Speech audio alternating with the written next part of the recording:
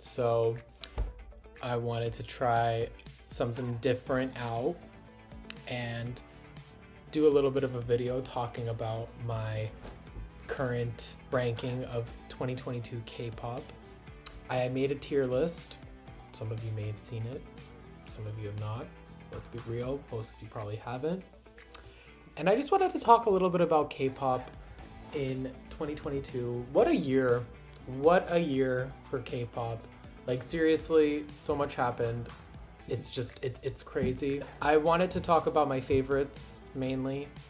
Don't really have a lot of like really negative opinions, but I mean, I have a couple in my F tier. I'm doing like a S to F typical tier list here. I really just wanted to sit down, talk about this year in K-pop because it was nuts. And I have a lot to say about a lot of different things. So let's start from the very, very top here. So I just have the tier list on my phone here just so I can see it.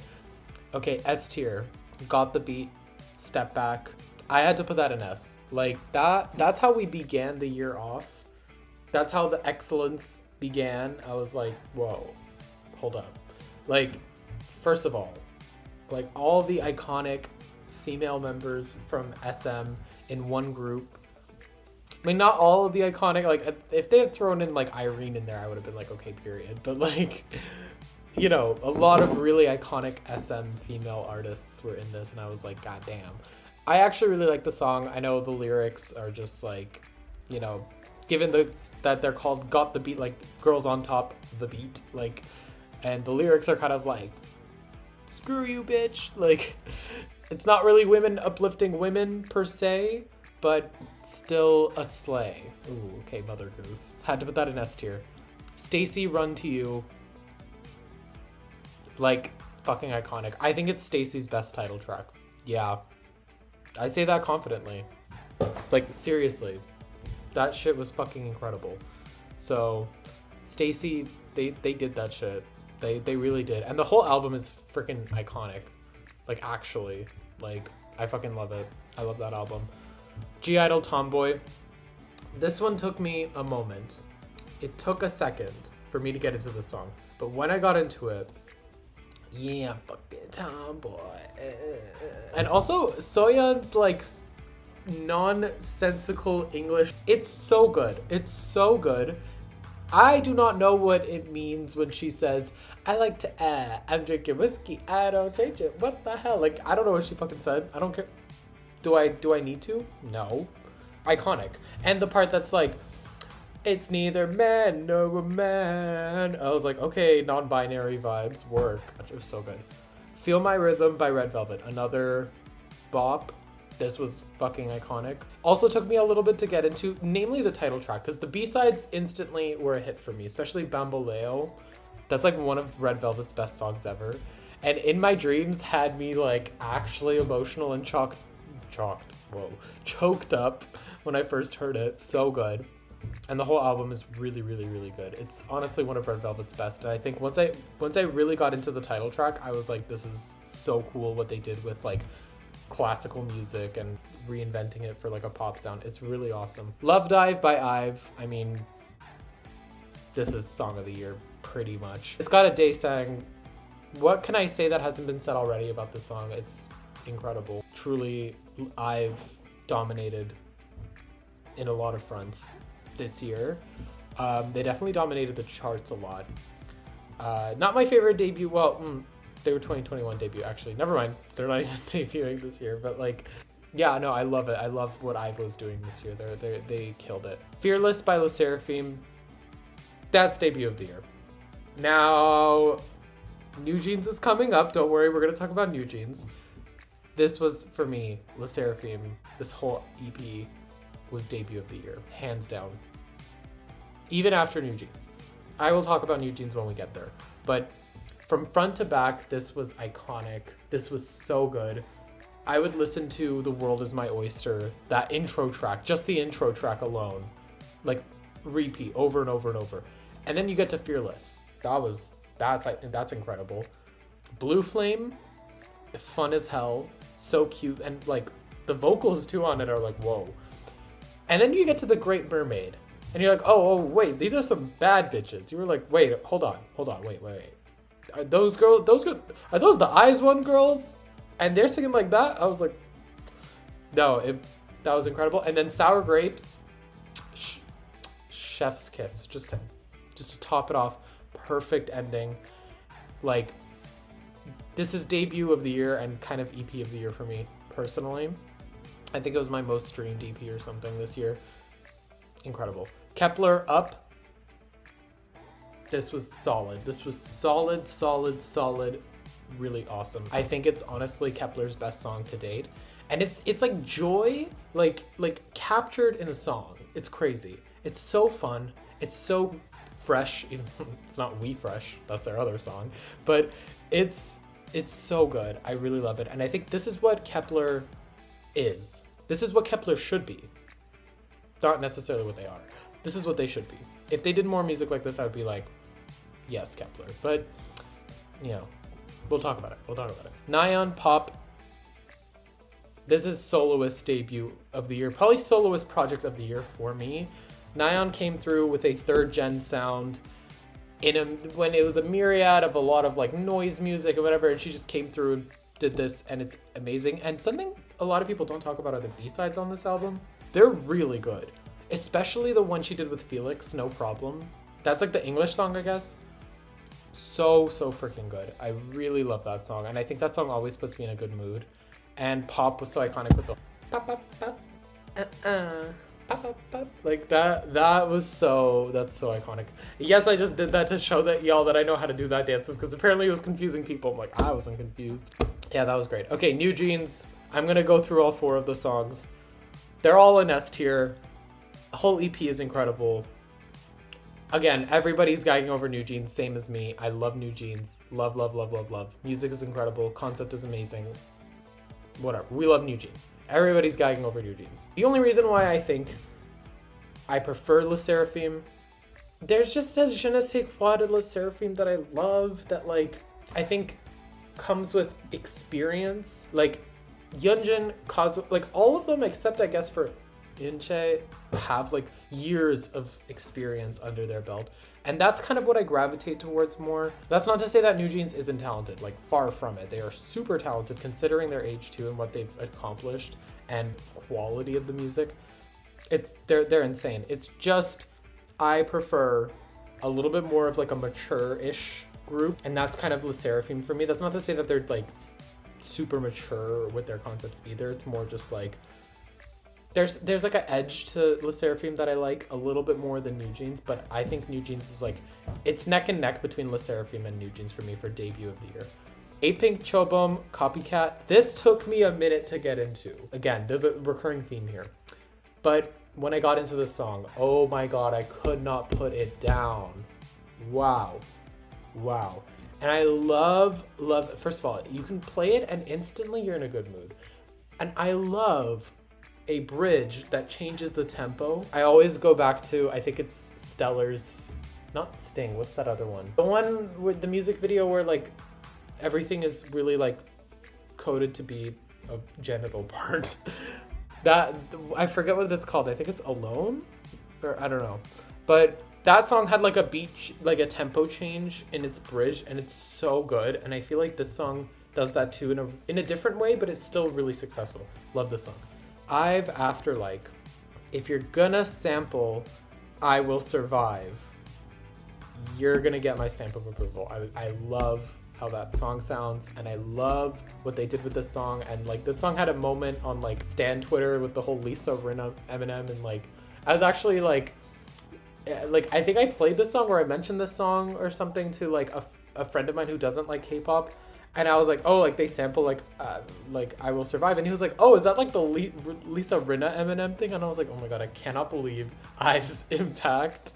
It's crazy. I love it, but I love the song. The song went viral for good reason. It's really good. Okay, rounding out now the S tier, we have Le Sserafim again with Anti-Fragile and Impurities, but I'm gonna consider them as one. Again, incredible. And I actually have a funny story about this particular thing, specifically Anti-Fragile. Before I get into that, I'll just say the B-sides, again, chef's kiss. I prefer As a whole album, Fearless a little bit more, but this is still incredible. Anti-Fragile the song. When this came out, I was riding the high of seeing Rosalia live. I love Rosalia. Motomami is my favorite album of like the 2022 period. And I was really getting into like reggaeton and like specifically Isabella Love Story, who wrote Anti-Fragile. And it was so bizarre but also cool and like ethereal to see like that song come out when I was on that wave. It was really one of those moments where I was like, oh my god, this was made for me. I know it wasn't, but like it felt that way for me. And it's so catchy. It's so catchy. I think it crept up in my like top 10 most streamed songs, even though it came out like November. So that just shows how powerful the beat was. It was so good. I love Anti-Fragile. Okay, so that's S tiers out of the way. Moving on down now to the tiers, I'm only gonna really talk about a few songs in each tier just to like, you know, I don't have that much to say about it all.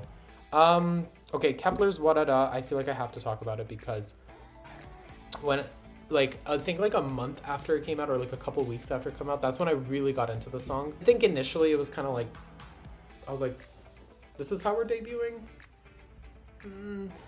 I still don't love the music video for that song. I know like it's not bad, it's just it felt a little like tacky to me, a little bit. Nothing to the girls, more like the creative team or the production. Like that's kind of where things went downhill for me. The song itself is actually really catchy, really good. Mask, that is like, Up is their best song, but Mask is like really up there too. Yeah, this was a decent debut, but like I think like there was just a bit of a disconnect. Okay, Nmix 00. Now, why is this an A tier, you may be asking? Let me tell you. I think JYP made a contract with some sort of demon, and this demon was like, I will give you a song that is so addicting to people, for people to listen to, but it will be like sinister in its like delivery and in its this is a sinister song. I'm gonna be honest, that's the only way I can describe it. Everybody at Nmix is talented, you know. Rip to Ginny, I know she's alive, but like I feel for her and I wish she was still part of the team. But I love the girls of Nmix, don't get me wrong, but oh my god, what the hell was this song? Emphasis on hell, because JYP contracted a demon, like I said. But there's something about this that I keep going back to, and I feel like this song is like fast food personified. It's like, it's bad for you, but you can't stop listening to it. And like seriously, there's something about this song. That's why I feel like it's sinister, but I had to put it in A tier because I think it was my most streamed song of the year. Like that's really embarrassing for me. That's so embarrassing for me. But I think it's because I have to keep listening to it to be like, it's a real song. So yeah, that was embarrassing. But I have to live my truth, okay? I have to live my truth. I have to be honest. That's what we're doing. We're being honest. Last of the A tier that I want to talk about. Okay, actually a few more. Luna, they did great. I feel so like mixed about what's going on with them right now with the whole contract termination, whatever, but like I wanted to give a shout out to Luna. They did really great this year. The music was great. Kwon Yoonbi, why is everybody sleeping on Kwon Yoonbi? She released some of the best music of the year in my opinion. Glitch and Underwater had some incredible music on it. Everybody stop sleeping on Yoonbi. She is a motherfucking queen. Like, stop. Also, Lee Chaeyeon with Hush Rush. Y'all paid this song dust. I don't get it. I don't get why y'all did that. Because if you were, you can't do this retroactively. You had to have been there. But picture this. It's like a crisp autumn day. You're listening to this song and it's just a vibe. It is such a vibe. I feel like that's like Hush Rush, and the whole album is really good. But Hush Rush as a song, that was a vibe. That was a vibe. Like that was the soundtrack to my fall, was that and a Carly Rae Jepsen song. It's so good. It's so good.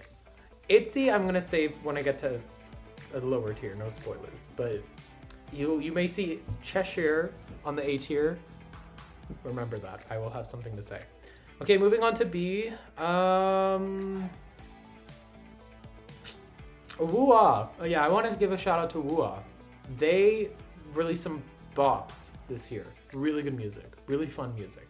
Y'all really should check them out. I wish they had more success. They're actually really good. Oh, and 50/50. Okay, Higher is B. I'm looking at this as a full EP though. Have y'all heard Lovin' Me by 50/50? Oh my god. Oh my god, I literally got into that like 2 days ago. This song is so good. So I bumped it up just because of that, and I think it made me listen to like higher a little bit differently. Oh, and I will talk about New Jeans briefly here. Ditto is in B. Didn't like it as much as I liked the debut. I love OMG though, don't get me wrong. But Ditto, I think it's one of those songs that like they needed that music video for it to be like to leave like an impression for me at least. The song itself is fine. It's just like, I don't know. I think my expectations were a little bit too high. That's just how I feel though. Okay, C tier.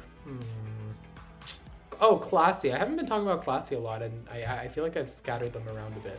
I actually really like what Classy did this like year as a debut and everything. Tick Tick Boom, as far as the comeback goes, that was an A, and that's great. But I did have to put Shutdown at C because I didn't love it, but I thought that it had some really, really good B-sides. Oh, and I put Classy by Classy in A tier as well. I really like that song. But yeah, Classy kind of, they started off on a rough foot, but I think actually like the 2 comebacks they had since debut were really really good. Yeah, not much to say for C tier. Kind of just, you know, that's how I feel. D tier. Okay, this is kind of getting into the things that I didn't love. Now, there's no hate to anybody. Everybody's talented. Everybody's working hard. Stand all these groups, you know, blah, blah, blah, blah, blah. Nobody here deserves hate. It's just, these were songs that I didn't love. I didn't hate. That's what F is for. But these are songs I didn't love. Yena, Smiley, I feel like a lot of people love this song. It just didn't do it for me. It didn't do it for me, and neither did Smartphone. There's something about that song that just makes me cringe a little bit. I will say that the B-sides on Smiley, ooh, those were really good. Those were really good. Especially, I think it's called Pretty Boys or something like that. Something Boys. That song is so freaking catchy, but the title track did not do it for me. Also, Cherry Bullet, Love in Space. I felt bad putting this here. I didn't love this song. I wanted to support my queen, Kim Bora, because I wanted her to debut in Kepler so bad on Girls Planet. But this song didn't do it for me. I'm really sorry. I'm really sorry to Cherry Bullet, but like, I love you girls. I love you girls. Let's see, what else? Okay, WJSN Last Sequence. Didn't love it. I love WJSN, okay? I am an Orbit. I know it's a little bit of a sensitive topic post-Queendom. Like, they won Queendom. This was the comeback after Queendom. This should have been their Mamamoo hip moment, and it wasn't. I didn't love this. I thought, what was it, Last Dance? Or the Dance something? That was good. That was good. Dance something. I forget what it's called. The B-side to this. That was good. But Last Sequence, yeah, not my favorite. It was not great. Okay. Yeah, okay. D tier, we're rounding up D tier. Okay. E tier. Let's see. Okay. Yeah, not much okay, the only one I will talk about is Weekly. I was disappointed. I didn't like Venpada. I think I listened to the B-sides once and I was like, all right, I'm done with that. This was a kind of a shame, and I got a little bit upset with their management, not the girls themselves, because like they don't have a say in this stuff. They have to do what their management tells them to do. Like, it's not their fault. But this does not suit them. This concept does not suit them. This like mature, edgy, girl crush, badass vibe. No. I'm not saying the girls can't be strong and can't be like whatever, but the way that they interpreted this in this particular instance, it didn't work. It really didn't work. And the song itself is just like, I don't like it. I really don't like it. So I had to unfortunately put this in E tier, but I love Weekly. It's just a shame that like we're not able to capture that success from after school and translate it into something great. It's a shame. But yeah, that's the only one from E tier I really want to talk about. And then finally F tier, couple I want to talk about. Purple Kiss, Me, or Meh, whatever. This kind of also pissed me off in the same way that it pissed me off with what Weekly was doing, but in a different way. I was really when Zombie came out, I was telling everybody, you guys need to get into Purple Kiss. Oh my god, Purple Kiss. They're so slept on. Have you heard of Purple Kiss? You need to check this out. They're so good. And then they released this song, and I was like, but I just told everybody that y'all were coming up next. Like, this felt like a betrayal. I really didn't like this song. But I did like, however, one of the B-sides from it, which is the like, I'm a freaky puppy, perky. Like that is really catchy. That was really good. And I think there was like another B-side in there that I actually liked too, but like the title track itself, no. I didn't like Nerdy that much more either. It's an E tier. I was disappointed. I'm gonna still tune into their next comebacks, don't get me wrong, but no, that was not good. Okay, Zoom by Jessie. The song that was everywhere on TikTok. I didn't like this because it felt like she made this song specifically for TikTok, or whoever made it for whatever. Jessie's, though I will say Jessie's, I think, has more creative control than most K-pop idols do, given her professional relationship with Psy and just her seniority as an idol. But this song felt like it was made for TikTok, and I don't like that. It feels gimmicky, it feels stupid, and it's not a good song in my opinion. I really didn't like it. Every time I heard it, I would cringe a little. Also gimmicky is the Charlie Puth and Jungkook song Left and Right. The whole like, I can hear you over here, I can hear you over there, whatever, like, I was like, this is stupid. And shame on Charlie Puth for releasing music like this when he is like a certified musical genius. Like, I don't use that term like in a loose sense. I don't even stan him. Like, he is like objectively a musical genius. Like, he has like this like, musical skill or whatever that's like unnatural and cool and whatever. Why is he making music like this? And why is he roping in Jungkook on such a mid song when he's wasting both Jungkook and his own talent? Like, why? Like, why? Why was this song made? I don't know. No to this song. Please, no. We've arrived to ITZY. Now, this is what I'm going to say about ITZY. Recall, I put Cheshire in the A tier. I hated, and I use this word strongly, I hated Sneakers. I absolutely hated that song, and I still hate that song. And Boys Like You, I hated that too. I really, truly hate these two songs. I have been a Mitzi since debut 2019. Dalla Dalla era, I was there. Okay? For them to come out with this was like, wow. I was just like, I'm not upset, I'm just disappointed. Like, I was like, no. They saved themselves with Cheshire, though. I was like, thank you very much for ending this year on a good note. Don't ever do that shit again. Don't ever put me on the loop like this ever again. And this actually happened, I think, in 2021 as well. They did Mafia in the Morning, which I hated. Sorry. B-sides were good. I hated that song. But then they did Loco, which I loved. So something about JYP is like, we're going to give them a dud and then we're going to give them what they want. Cheshire is incredible though. I love that song and I've been streaming that over and over and over. Finally, I feel like I'm back to like prime Mitzi era, but this shit, Sneakers and Boys Like You, no, it was bad. And yeah, that's my tier list. Basically everything I wanted to talk about. Ranked for 2022. Overall, 2022, incredible year for K-pop. The music itself was great. A lot of controversies. If you guys want me to talk about those, I can definitely talk about those in a different video. But yeah, I'm really excited for 2023. I think a lot of interesting things are happening. New debuts and comebacks and everything. So hopefully it's going to be a good year. Anyways, thanks for watching this. I hope it wasn't too long. Yeah, if you guys enjoyed this, please let me know and I will make another video. Okay, thanks. Bye.